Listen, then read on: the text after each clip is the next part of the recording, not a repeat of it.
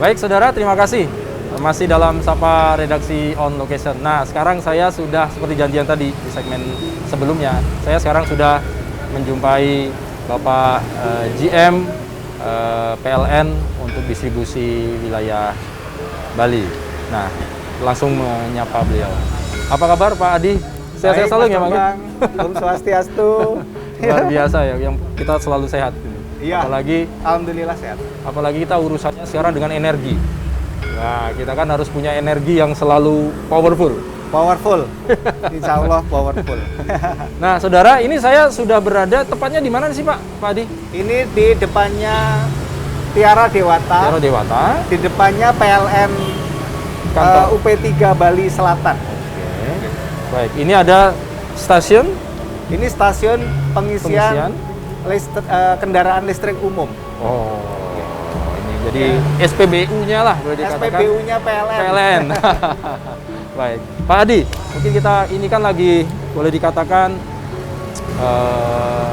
lagi ramai lah, boleh dikatakan menjadi perhatian perubahan teknologi, kemudian hal-hal yang berkaitan tentunya dengan energi yang boleh dikatakan ramah lingkungan. Betul, Mas. Nah, salah satunya adalah dengan energi listrik.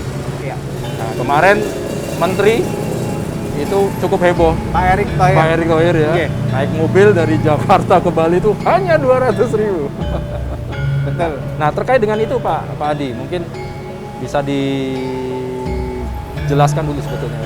Sebetulnya bagaimana sih dengan energi listrik yang teknologi kendaraan terutama ini Pak ya, kendaraan bermotor dengan kendaraan mobil secara umum, dan terlebih nanti kita merucut untuk yang Bali. Yang pertama dari sisi teknologi ya, kendaraan listrik ini sudah semakin sempurna. Kita tahu bahwa di luar sana, di luar negeri sana sudah banyak sekali dikembangkan kendaraan-kendaraan ini, mulai dari sepeda listrik, motor listrik, bahkan mobil listrik, gitu ya, bahkan bis listrik justru ya. Jadi dari contoh-contoh itu, tentunya negara-negara maju itu sudah memikirkan bagaimana memperbaiki lingkungan hidup. Kita tahu bahwa polusi yang sangat besar itu disebabkan dari transportasi, menggunakan minyak, baik itu bensin, solar, dan seterusnya, yang menyebabkan polusi udara yang akhirnya akan menimbulkan pemanasan global, kan begitu.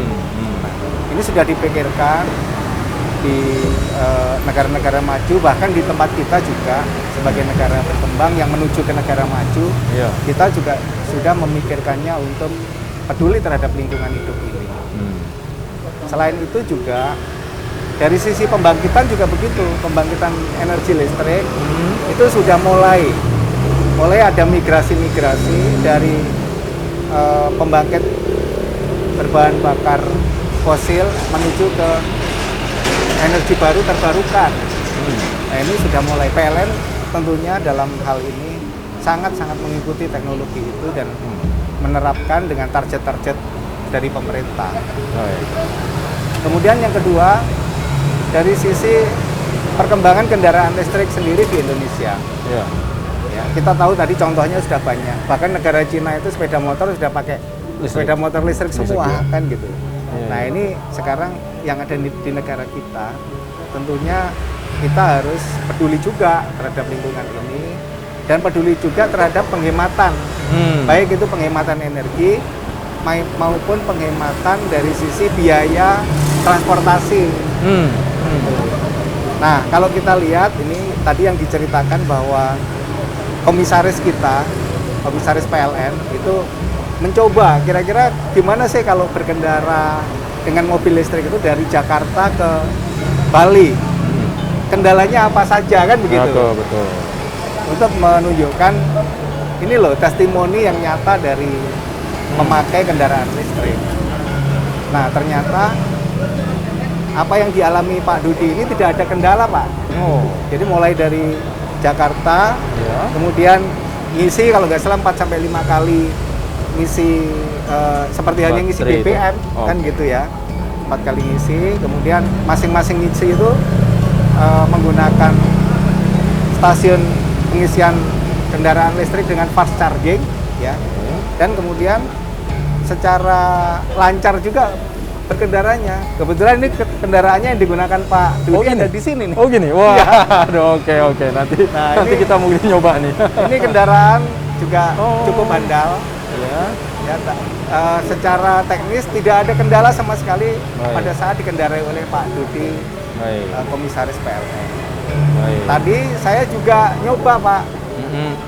Saya tadi nyamperin Bupati Kelungkung. Pak Nyoman? Pak Nyoman, ya. Pak Nyoman saya ajak jalan-jalan tadi pakai kendaraan. Jadi sudah listrik. mencoba ya? Sudah mencoba mobil listrik ya? Sini. Baik. Kemudian Pak Nyoman kebetulan ada acara mengunjungi masyarakat yang terkena bencana alam. Menggunakan mobil listrik ini. Dan perlu diketahui, naiknya sangat tajam, Pak. Oh ya? Dan ya, kuat? Dan sangat kuat. Nggak ada, nggak ada kendala sama sekali pada saat naik. Akselerasinya sangat kuat. Dan pada saat turun, dia melakukan pengecasan. Jadi pada saat naik menggunakan listrik, pada saat turun, itu melakukan pengecasan. Jadi teknologinya memang demikian ya Pak? Teknologi demikian. Jadi ini memang pas ngerem dia mengecas. Sangat irit lah gitu ya. Tadi sehubungan dengan biaya.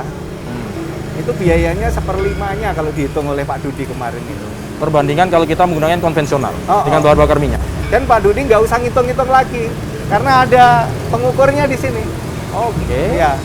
Jadi setelah diukur, kira-kira kalau 1 kWh itu rata-rata adalah 10 sampai 11 km. Sementara kapasitasnya kalau misalkan mobil biasa kira-kira ya sekitar itu kan.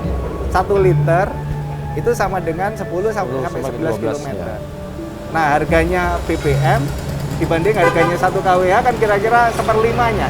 Betul. Nah, ini sangat-sangat murah kalau dihitung ya. Ya seperti yang dihitung oleh Pak Dudi kemarin, itu Rp200.000 dari Jakarta menuju Bali. Itu sangat efisien. Menarik ini. Jadi memang ada efisiensi energi, efisiensi biaya ini juga menjadi kemudian ramah lingkungan tadi. Ya, dengan efisiensi biaya, efisiensi energi juga. Kemudian lingkungannya ramah, ya kan. Kira-kira kalau polusi ini, kalau dibandingkan ya, ini kan dibangkitkan dari pembangkit listrik ya. Kira-kira kalau di sini sendiri nggak ada ini, polusinya nggak ada, di jalan-jalan nggak ada nanti. Cuman kan karena dia pembangkit listrik ya. Pembangkit listrik itu kan polusi pasti kan. Kalau dibandingkan dengan polusi dari kendaraan-kendaraan yang lewat ini, kira-kira polusinya cuma separuhnya kalau dihitung. Separuh.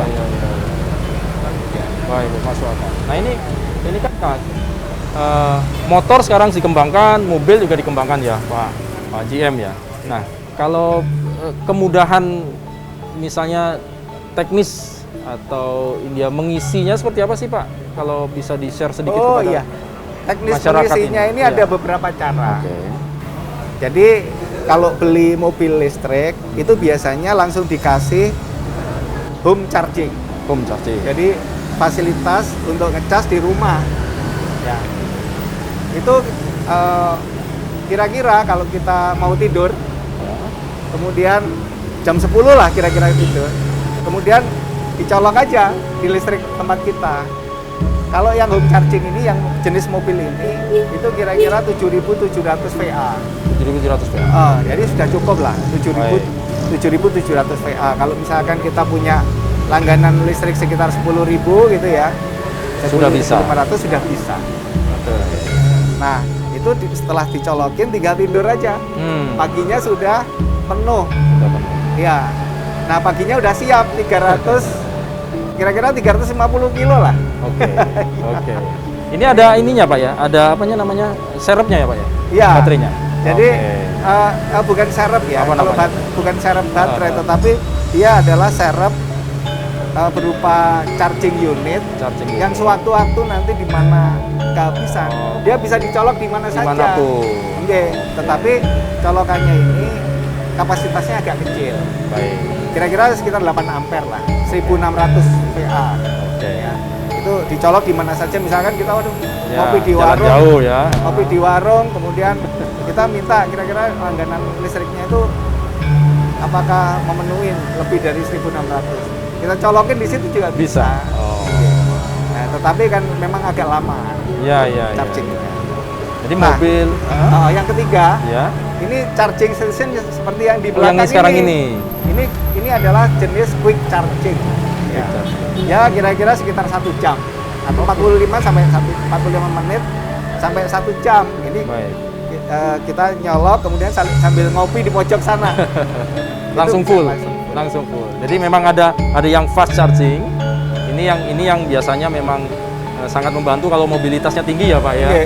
Tadi saya lihat juga ada motor juga ya. Iya. Jadi kalau saya lihat tadi motor bisa di rumah hanya 1.300 rumah pun bisa sebetulnya. Bisa. Ya. Nah, tapi nanti ya Pak JM ya. Iya. Kita lebih ke dalam itu kemudian apalagi sih keuntungan-keuntungan dari kalau kita menggunakan berbahan bakarnya boleh dikatakan bukan bahan bakar sih tapi bakar energinya adalah listrik karena kita udah nggak bakar lagi. Iya. Baik, saudara jangan kemana-mana, tetap bersama saya dalam Sapa Redaksi On Location. Kita lanjutkan setelah yang satu ini.